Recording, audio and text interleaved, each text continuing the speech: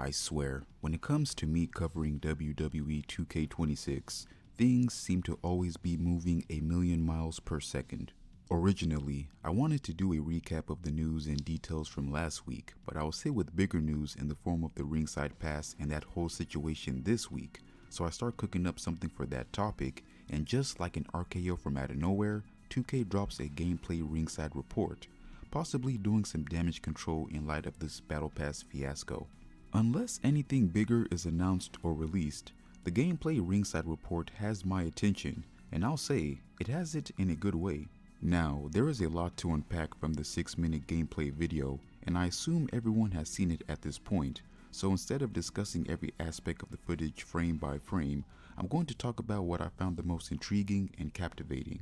Starting with the exact moment I went, "Damn!" was during the I Quit match portion, as weapon grappling was on full display. I'm hoping that this mechanic isn't solely tied to this match stipulation, because seeing it in action as Braun Breaker is wrenching Seth Rollins' arm as it's inside the chair adds another level to the combat. Another example of the weapon grapple being utilized comes from this screenshot of Kurt Angle applying a kendo stick style STF to Eddie Guerrero. Seeing this honestly has me amped to the point where I'm almost salivating. If I get this game, this might be the first thing I try out. I can't wait. The second feature was actually announced during last week's round of news, but was properly demonstrated in the Ringside Report, and that is the new crowd/barricade mechanic.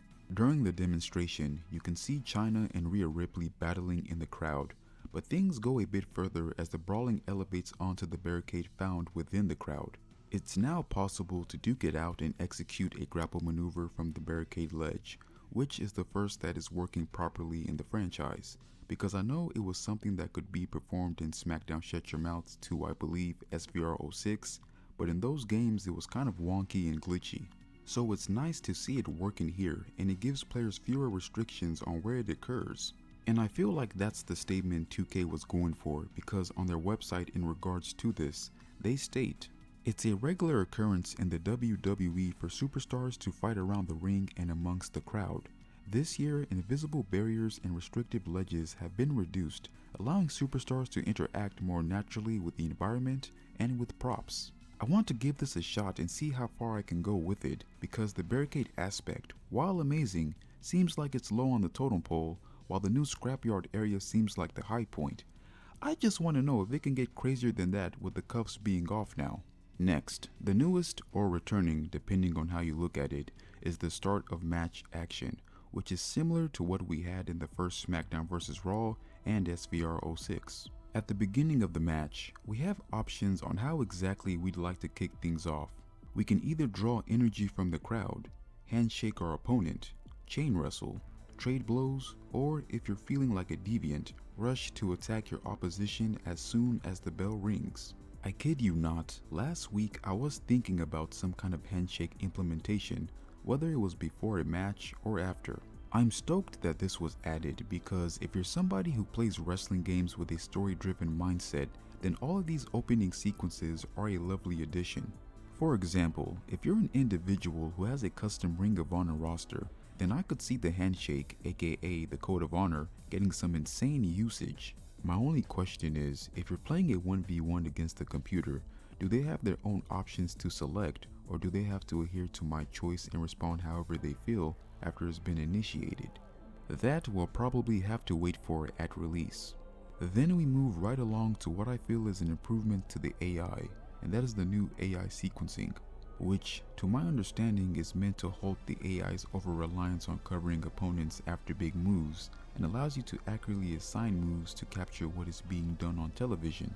The example that is being used is John Cena, as in WWE 2K25, when Cena would hit the 5-knuckle shuffle, the likelihood of him going straight for the pin is quite high in that game. When in reality, Cena hits his signature move, he's immediately setting up for the attitude adjustment straight after. The whole AI sequencing improvement is a plus, especially the way that the AI has been acting over the past couple of years. Because during matches, the AI logic for all wrestlers are on the same wavelength. Hit a signature move, go for a pin. Hit a finisher, go for a pin. There's no unique pattern for any of the wrestlers during matches, so this mechanic is truly game changing. Finally, the last aspect I found intriguing from the gameplay Ringside Report is what's being labeled as spicier rivalries. This, to me, is so reminiscent of SmackDown Shut Your Mouth due to the unpredictable shenanigans that could occur post-match. Now, I feel like this would have to be tied to the post-match option being turned on for it to work, and when it is, that's when we'll see these universe mode style cutscenes.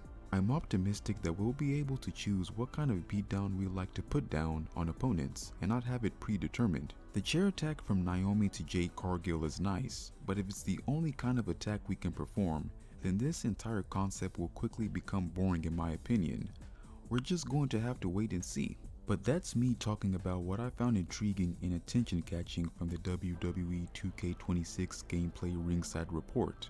Let me know below what from this gameplay video has you excited and intrigued the most, because there is a lot from the dumpster match, inferno match, I quit, ragdoll physics, thumbtacks, and graphically improved referees, so let me know.